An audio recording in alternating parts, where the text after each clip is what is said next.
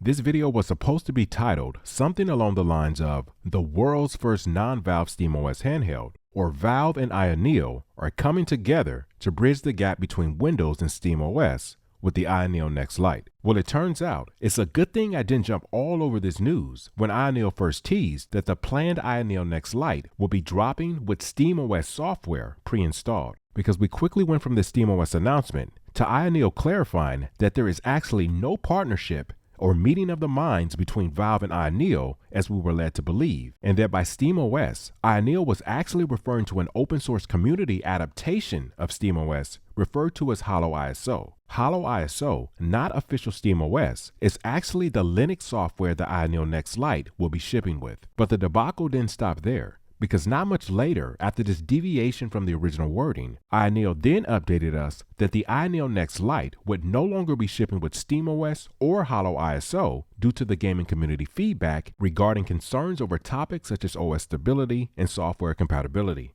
And therefore, the Ayaneo Next Lite would now be shipping to all users with Windows 11 Home 64-bit pre-installed. And if Holo ISO is still desirable once you receive your unit in hand, then users would have to visit the official Ayaneo software page for the image and instructions on how to install it, which, by the way, appears to only be available via registration and approval, which is probably now in place for security reasons. I'm actually still waiting on approval for the Holo ISO image now, likely due to Chinese New Year, which means that I can't test Holo ISO just yet on this device. Well, nevertheless, Holo ISO or Windows 11, I think this particular handheld is still very intriguing because it takes a complete detour from what we've come to know at this point when it comes to Ayaneo and PC handhelds. With the base model starting at $299, it's pretty darn cheap, to the point where it could literally serve as a complimentary handheld alongside your daily driver. But I digress. I think more than anything, I wanted to get this device in hand to better understand how Ayaneo is able to offer such a well-built handheld featuring Hall effect triggers and thumbsticks, a dual copper pipe cooling system, 3 USB-C ports, 7-inch 800p IPS display, and a 47 watt-hour battery, all starting at this list price of $299. Where are they cutting corners to keep the production down? For starters, the bezels are pretty massive as compared to what we've usually seen for Ayaneo PC handhelds, and we pretty much never see anything they put out below 1080p resolution. But as we know, the Steam Deck gets the job done at 800p as well. The Next Lite also comes in at 720 grams, a surprising 85 grams heavier than the Deck OLED and 90 grams heavier than the ROG Ally. Still, it does come in 155 grams lighter than the Legion Go. The Next Lite also doesn't come equipped with the RGB thumbstick FPS boost feature, but neither does the Deck LCD or the OLED model, so you can't really take points there.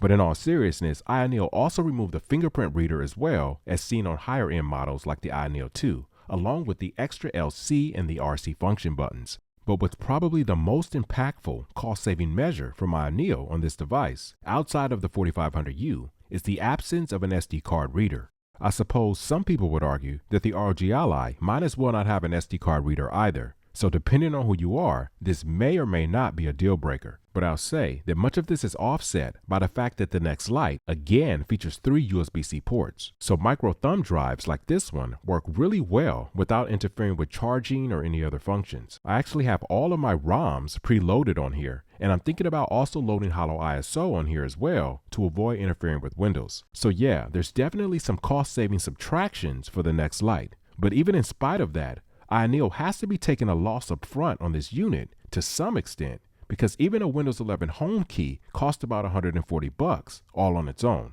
As you can see, I have the Ayaneo Next Lite pastel blue color variant in hand today. It also ships in white with orange accents and a stealthy jet black colorway.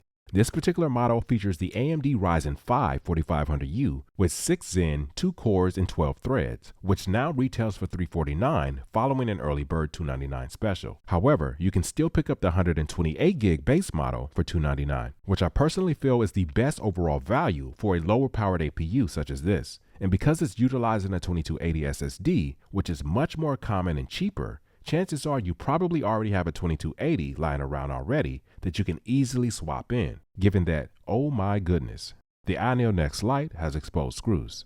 Now, as I mentioned earlier, it's a tad bit on the heavier side, but this is a very solid and well-built device, and I like the fact that it doesn't feel cheap, if that makes any sense. Face buttons are a little flat for my taste, but very clicky. Shoulder buttons are a little mushy, but very responsive, as are the Ayaneo 2-like triggers. Decent amount of travel on the D-pad, but I do wish that the view and the menu buttons were placed up above on either side.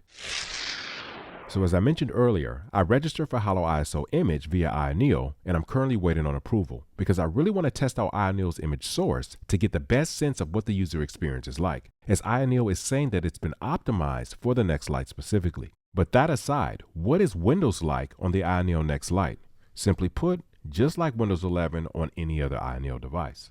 I took about an hour installing a barrage of Windows system updates as usual, and the device had to undergo 2 IS-based software updates. Now, one thing that caught me off guard with this device is that it has a max TDP of 32 watts. Because even though the Ryzen 5 4500U is more powerful than the Switch's Tegra X1, it honestly isn't nearly powerful enough to truly warrant 32 watts. Because you quickly hit that mark of diminishing returns somewhere around the 20 to the 22 watt mark. Now, you guys know, but I have to say it, the 4500U is by no means the best option for AAA handheld gaming, but just for fun, I want to show you guys some benchmark figures for a couple of major titles. For Cyberpunk 2077 800p low ultra performance, the Next Lite pulled in an average FPS of 36.87 at a 15 watt TDP, 40.10 FPS average at 20 watts, 40.82 at 25 watts, and 42.56 at 32 watts. So you guys can see exactly what I meant when I talked about diminishing returns.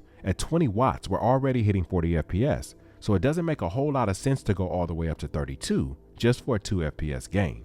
For Guardians of the Galaxy, 15 watts 800p performance, I saw 41 FPS average for the Next Lite, 45 FPS at 20 watts, and 46 FPS at 32 watts. Shadow of the Tomb Raider averaged 30 FPS at 15 watts, 34 at 20 watts, and 34 again at 32 watts. Just to give an idea of battery life per these parameters, looking at Cyberpunk at 15 watts, the Next Lite total power draw is about 14.8 watts. So backing that out using the 47 watt-hour battery, we get an estimate of 3.15 hours of gameplay, 2.5 hours of gameplay at 20 watts, 2.4 hours at 25, and 2.2 hours at 32 watts. For Guardians of the Galaxy, system power draw is about 14.9 at 15 watt TDP, which gives us an estimated battery life of 3.15.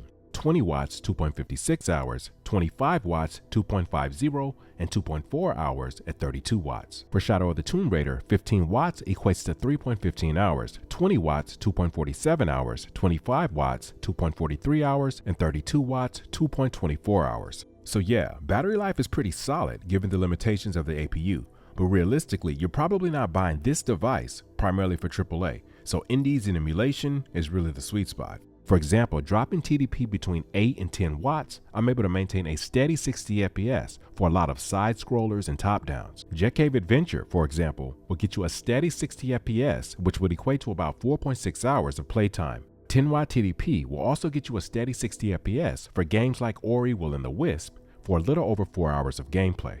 For emulation, I was able to drop TDP all the way down to 3 watts for Nintendo games, between 3 and 5 watts for Super Nintendo, Nintendo 64 8 watts for 60 FPS, Wii U runs really well at 10 watts for most games, PlayStation, PS2, PSP. You can run these games all day long at relatively low TDP with great performance. However, when it comes to PS3, it starts to get a little hit and miss. You're definitely not running God of War 3 on this handheld, but I've gotten some solid performance out of games like Bleach Soul Resurrection. It's also worth noting, the Next Lite makes a great remote player for PlayStation and Xbox Series X. I mean, why go out and pay $300 for something like the G Cloud remote player that can't play a single game natively when you can pick up something like this around the same price mark? So it remains to be seen how the early controversy surrounding the Ayaneo Next Lite is going to play out once these handhelds start shipping out. But I really wish that the marketing and the communication regarding SteamOS and the Holo ISO debacle have been much more direct and concise from the very jump.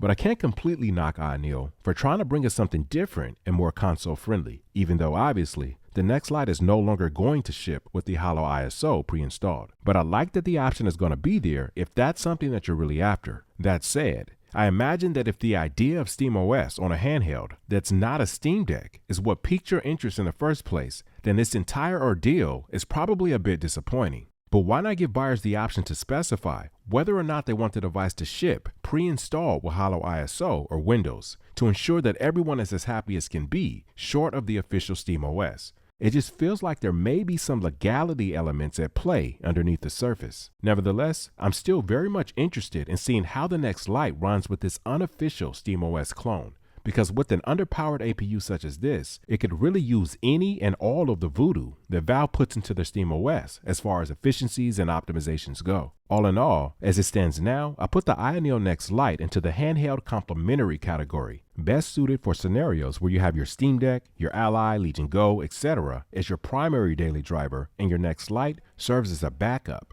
to free up storage and battery for indies and lower intensive emulation titles, because you really can get some great battery life out of it by using it that way.